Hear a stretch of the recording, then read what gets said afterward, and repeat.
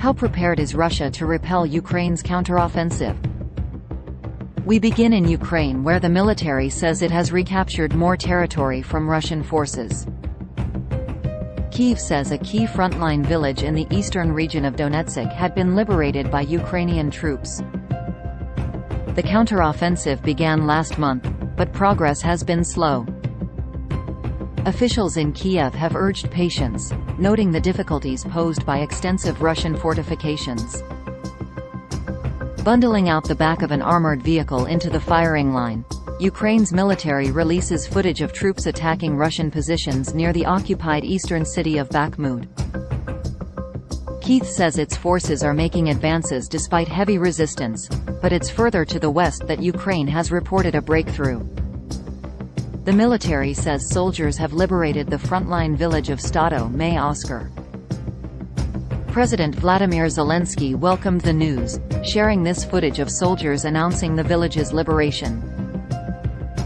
After weeks of slow progress, its recapture will be a new milestone for Ukraine's counteroffensive.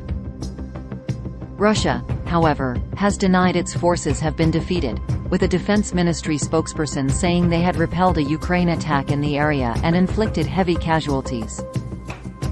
Moscow has also kept up its attacks far beyond the front lines, with new missile strikes on the central Ukrainian city of Dnipro on Friday.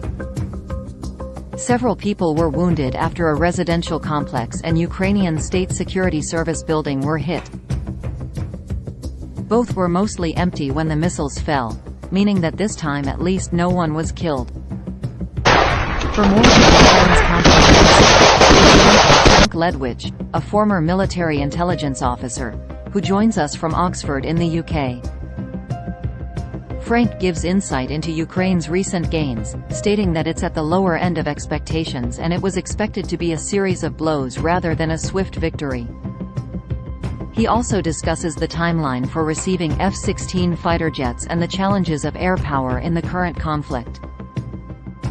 Russia continues to attack Ukraine cities beyond the front line. Frank explains that these attacks aim to undermine morale and deplete Ukraine's ammunition, particularly anti-aircraft ammunition. He emphasizes the need for the West to support Ukraine's air defenses by providing ammunition and new equipment.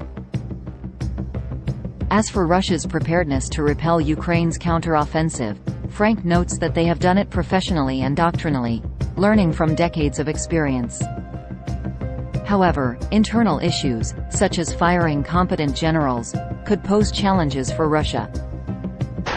He concludes that Ukraine is capable of putting up a fight, but it will be a long and challenging conflict, likely lasting well into the next year.